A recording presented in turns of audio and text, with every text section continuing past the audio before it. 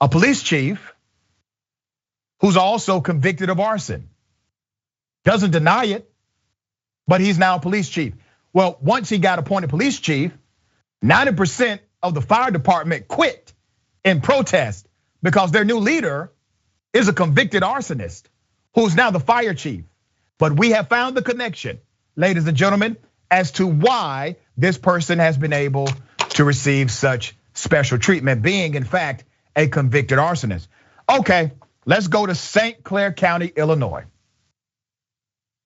St. Clair County, there were high emotions and high drama at the district board meeting in East Carondelet on Monday, as a once convicted arsonist was named acting fire chief of the Prairie Pont Volunteer Fire Department in St. Clair County, okay?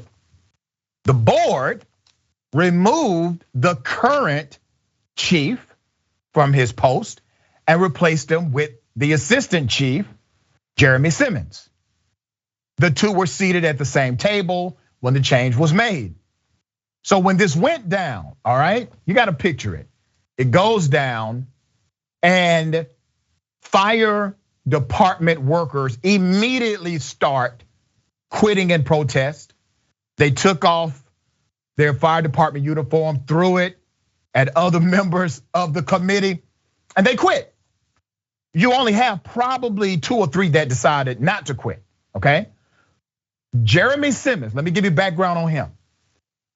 Jeremy Simmons pleaded guilty to arson. It was more than 20 years ago when he was 18, so it did go on his adult record. He was accused of setting fire to a vacant home and setting another smaller fire to its DuPont, they call it DuPont for short, high school. He served probation, all right? Now, there are many in the community, they remember what he did. And they remember how it happened. They remember how it impacted that local community. And there are some other stories about other things he did that never actually made it to court, okay? So they know his background. Now you may pose the question here, well, how in the world does a guy who has a conviction record of arson and multiple arson charges with different situations ever become the assistant fire chief? Well, I got your information. Illinois Governor J.B. Pritzker, okay, gave the guy a pardon.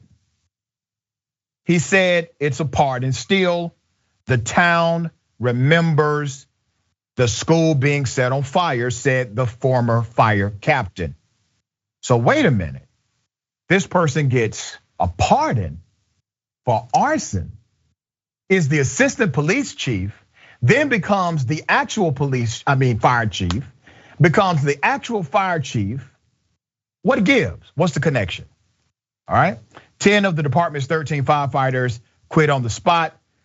Jeremy Simmons is son of a guy named Herb Simmons. Who's Herb? Herb is the longtime director of the St. Clair Emergency Management Agency, meaning Herb is in charge of all emergency departments, including the police, okay? His daddy is in charge of all of it and has been so for many years. Board members say they have good reasons for making the change, but they have not made those reasons public. And I found out the reason. The reason is Jeremy Simmons is son of Herb Simmons, like I just told you, the longtime director of the emergency services outfit in that county. Boom, there you go. All right, every break possible. The former fire chief who just got replaced, as well as the employees, they're saying they do not feel safe. They believe this person is still not only problematic, but dangerous. They will not work under his leadership, and they are willing to file a lawsuit in order to get him removed. We're gonna see what happens. Ben, this is a hell of a story.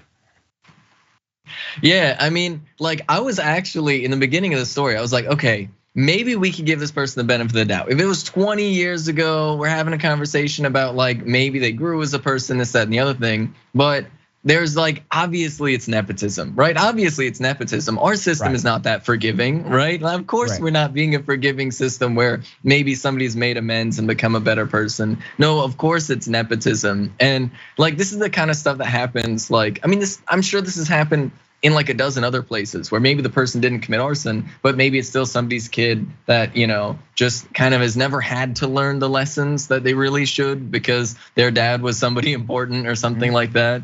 And this is just like it's, I think, tale as old as time, especially in the United States. I want to bring out, and I agree with you, I want to bring out a nuance that no one is really talking about.